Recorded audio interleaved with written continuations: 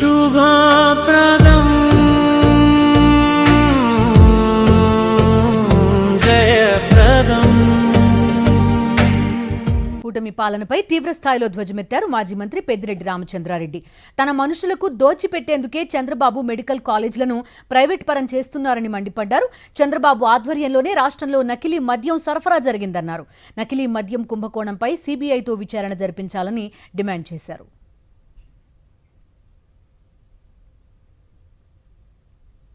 ముఖ్యమంత్రి అయినప్పటి నుంచి ఒకే ఒక ఆలోచనతో ఆయన పనిచేస్తా ఉన్నాడు. ఆయనకు సంబంధించిన వారందరూ కూడా ఏమంటే ఏ విధంగా ఈ రాష్ట్రాన్ని దోచుకోవాలా, ఈ 5 సంవత్సరాల్లో మనం కనీసం ఇంకా 40-50 ఏళ్లకు సరిపడా ఈ ప్రభుత్వ భూములు కానీ ఆస్తులు కానీ అన్ని కూడా దోచేయాలని చెప్పి ఒక నిర్దిష్టమైన ప్రణాళికతో పనిచేస్తా ఉన్నారనేది మనం గమనిస్తా ఉన్నాం.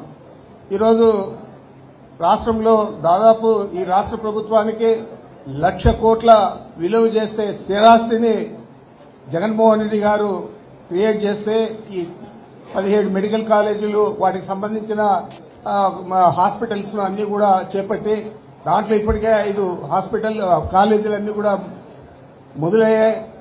ఇంకా మిగతాటి కూడా కేవలం 5,000 కోట్లు ఖర్చు చేస్తే అన్ని కూడా పూర్తి అవుతాయి.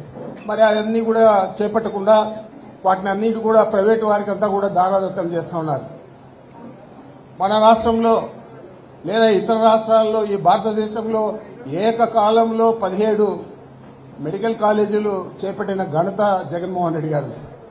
మరి కేవలం 5,000 కోట్లు ఖర్చు చేసి ఇవన్నీ కూడా ప్రభుత్వంలోనే పెట్టి తీసుకొని వస్తే పేద పిల్లలకు అందరికీ కూడా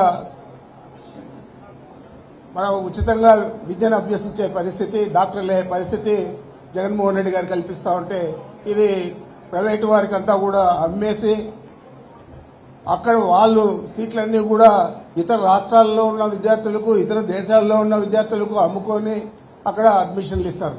అవి పూర్తయితే వాళ్ళందరూ కూడా వాళ్ళ రాష్ట్రాలకు వెళ్ళిపోతారు, లేకపోతే వాళ్ళ దేశానికి వెళ్ళిపోతారు. మరి ఆ విధంగా కాకుండా పేదలందరికీ కూడా ఇవి ఉపయోగపడాలా అని చెప్పి ఆలోచన ఏదైతే జగన్మోహన్ రెడ్డి గారు చేశారో దాని మీద ఇప్పటికే మనం కార్యాచరణ తీసుకొని మనం పని చేస్తా ఉన్నాం. దాదాపు 10 నియోజకవర్గంలో కూడా 60,000కు తగ్గకుండా మనం సంతకాలు సేకరించి ఈ నెల 28వ తేదీ గవర్నర్ గారికి సమర్పించడం జరుగుతూ ఉంది. ఇవి ప్రైవేటీకరణ చేయకూడదని చెప్పి మరి దాని మీద అందరూ కూడా కార్యోన్ముఖులై మండల స్థాయిలోను, విలేజ్ స్థాయిలోను, నియోజకవర్గ స్థాయిలోను ఇవన్నీ కూడా ప్రతి నియోజకవర్గంలో 60,000 సంతకాలు సేకరించే కార్యక్రమాన్ని చేపట్టాలని చెప్పి మీ అందరికీ మనవి చేస్తా ఉన్నాను. ఇది మనం అందరూ కూడా చూస్తా ఉన్నాం. కరోనా వచ్చినప్పుడు మనకు డాక్టర్ల కొరత అయితే ఒక చిన్న దేశం క్యూబా, కమ్యూనిస్టు దేశం, అమెరికా పక్కనే ఉంటుంది ఒక ఐలాండ్. ఆ క్యూబాలో డాక్టర్లు 60 దేశాలకు వచ్చి ఉచిత సేవలు అందించారు. అంటే అక్కడ అంతా కూడా చదువు అనేది ప్రభుత్వమే నిర్వహిస్తారు కాబట్టి డాక్టర్లు కూడా ఆ విధంగానే తయారై వారు మొత్తం సమాజానికి ఉపయోగపడే విధంగా ప్రతి దేశానికి 60 దేశాలకు వచ్చి సేవ చేశారు. అదేవిధంగా మన ఇండియాకు కూడా వచ్చి సేవ చేస్తున్న విషయాన్ని కూడా మీకు గుర్తు చేస్తా ఉన్నాను. మరి అలాంటిది మనం ప్రభుత్వ పరంగా చేపట్టాల్సిన పనులన్నీ కూడా ప్రైవేటు వారికి దారాదత్తం చేస్తా ఉన్నారు. ఈరోజు చూస్తా ఉన్నాం, ఏదైనా ఎవరో ఒకరు తప్పు చేస్తే అప్పుడే అతని మీద కేసు పెట్టి అరెస్ట్ చేసి లోపలేస్తారు. మరి ప్రభుత్వమే అలాంటి తప్పు చేస్తే ఈరోజు మనం చూస్తా ఉన్నాం మల్కల్చర్లో ఏ విధంగా ఒక ఫ్యాక్టరీని నిర్మించారు.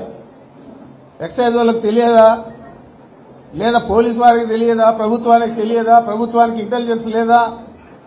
అన్ని ఉండి కూడా ప్రభుత్వం తరఫునే చేస్తా ఉన్నారు. నిన్నటి రోజు కూడా ఆలగడ్డలో బయటపడింది ఒక డంప్. ఇప్పటికే 10-11 డంపులు బయటపడితే ప్రతి 4 బాటిల్లో ఒక బాటిల్ స్పూరియస్ లిక్కర్. అంటే 4వ వంతు రాష్ట్ర ఖజానాకు నష్టం కలిగించి వీళ్లు లాభపడే పరిస్థితి చేస్తా ఉన్నారు. సిగ్గు లేకుండా ఇది మళ్ళా ఒక సిట్ వేశాడు. సిట్ వేసేదే కాకుండా ఆ సిట్లో సభ్యులంతా కూడా ఆయనకు కావాల్సిన వాళ్ళే వేసుకున్నాడు. ఏకముందే ఆయన సిట్టుకు నిర్దేశించే విధంగా జోగి రమేష్ వైఎస్ఆర్ కాంగ్రెస్ పార్టీ నాయకుడికి కూడా దీంట్లో పాత్ర ఉంది అని చెప్పి చెప్పడం జరిగింది. ఇంత సిగ్గుమాలిన ముఖ్యమంత్రి ఇంత సిగ్గుమాలిన వ్యాఖ్యలు చేయడం చాలా దురదృష్టకరం. ఈ రాష్ట్రానికి అతను ముఖ్యమంత్రి కావడం.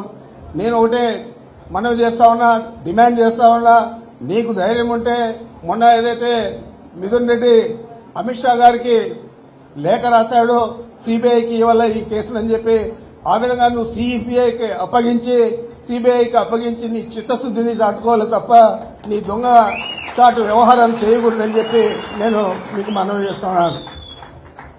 ప్రతి ఒక్కరిని ఎవరికైతే ప్రభుత్వానికి వ్యతిరేకంగానో లేకపోతే వాళ్లకు వ్యతిరేకంగానో మాట్లాడితే వాళ్ళ మీద కేసులు పెట్టేదే కాకుండా వాళ్ళు అనేక రకాల సాధించే పరిస్థితి ఈ రాష్ట్రంలో ఈ ప్రభుత్వం చంద్రబాబు నాయుడు ఆధ్వర్యంలో చేస్తా ఉందని చెప్పి మీరందరూ కూడా గమనించాలని మీకు మనవి చేస్తా ఉన్నాను. ఏదేమైనా దాదాపు మార్చి వస్తే 2 సంవత్సరాలు అయిపోతుంది. ఇంకా 2 సంవత్సరాలు మనం పని చేయగలిగితే పార్టీ కోసం ఎలాగో మళ్ళా 4వ సంవత్సరం అయిపోతే 5వ సంవత్సరం ఎన్నికల గొడవలో ఉంటాం. ఎన్నికలు అయిపోయిన తర్వాత జగన్మోహన్ రెడ్డి గారు ముఖ్యమంత్రి అయితే తప్పనిసరిగా ఇక్కడున్న ప్రతి కార్యకర్తకు ప్రతి నాయకుడికి గౌరవం లభించే దాంతో పాటు ప్రభుత్వంలో పాత్రదారులుగా కూడా ఉంటారని చెప్పి మీ అందరికీ మనవి చేస్తూ